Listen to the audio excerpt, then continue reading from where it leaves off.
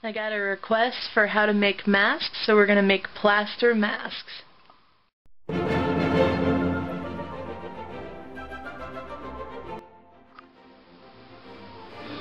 Okay, this is what we're going to need to make our plaster masks. It'll help to have some sort of form. You can use your face. I'm going to go ahead and use a mask for ease of demonstration. I don't know if you can see, it's kind of shiny. It's really good to use some sort of oil or Vaseline so that your plaster mask will come off of your form more easily. You're also going to need some plaster gauze. This is gauze that has dried plaster already in it. It definitely makes for some really easy putting together. One of the first things we're going to need to do with that plaster gauze is cut it into strips. And we're also going to need some water to soak the strips in.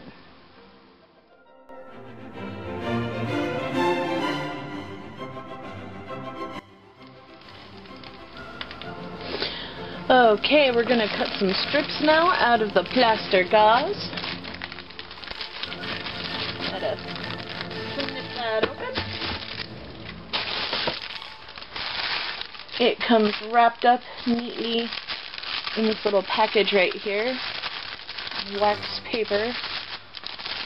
It tends to be a little powdery. That's what it looks like in the roll. See? Okay. Kinda dirty. And we're just going to take it and cut with my special gross stuff cutting scissors. And just cut some strips. Now, you don't want them much wider than this, because the wider you make them, the harder it is to make sure that they're saturated with water. Although having them decently wide is a good idea, because that's more plaster to go on your mask and helps give it a more smooth look instead of a fabric-y look.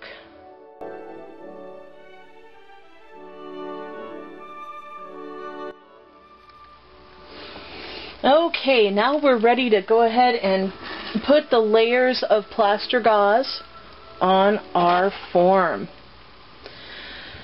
Now, to make this work, take your water and put the gauze in the water, like so. You want to swish it around there real good and kind of run your fingers down it to make sure all of the plaster gauze is wet. Now we put it on the form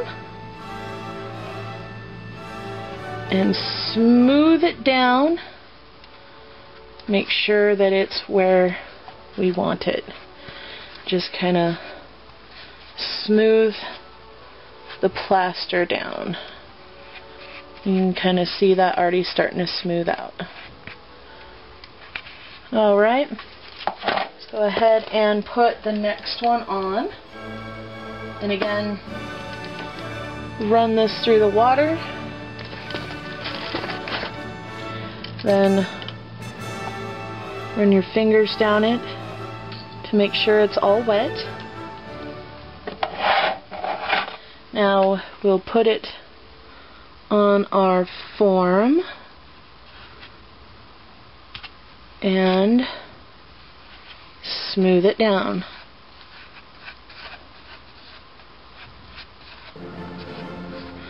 There we have the start of our mask. Now we're going to go ahead and get some more of this on here. You'll want to cover it completely and get at least 3 layers. You see we've got, put some over the nose here. Try to get it to lay out flat. If it doesn't lay flat, then you're going to have some really weird looking anomalies in your mask. And just keep going, kind of connecting. You notice when I first put it on there, I put it on in an X, and that helps give it some structure underneath all the other gauze.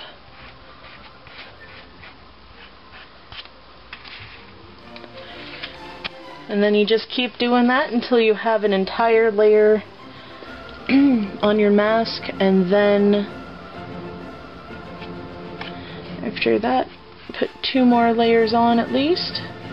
That way it doesn't break every time someone looks at it funny.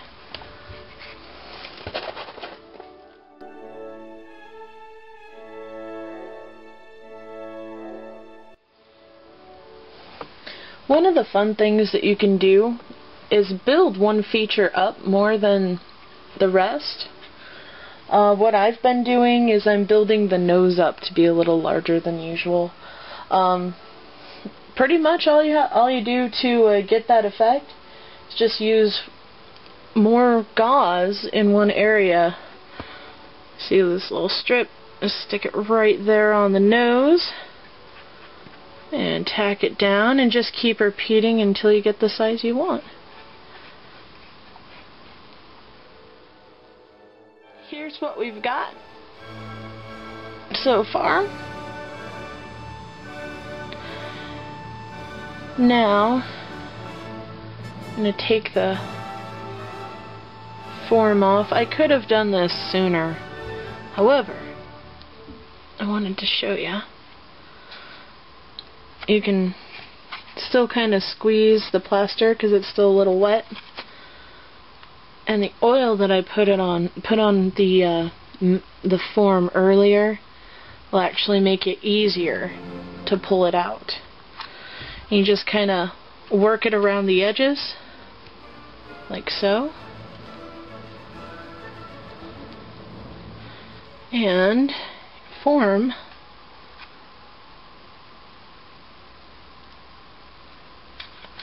should come right out.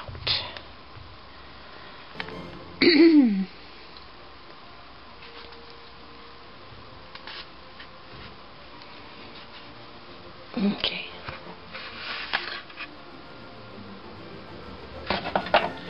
Now this little guy is just a plaster. You can see it's a little thin in some areas, but that'll be okay because he's just going to go up on my wall. Now what we're going to do is put him in the oven at 200 degrees. I'm going to leave him in there anywhere from half an hour to an hour. And that should be sufficient to dry him out the rest away. Then we can paint.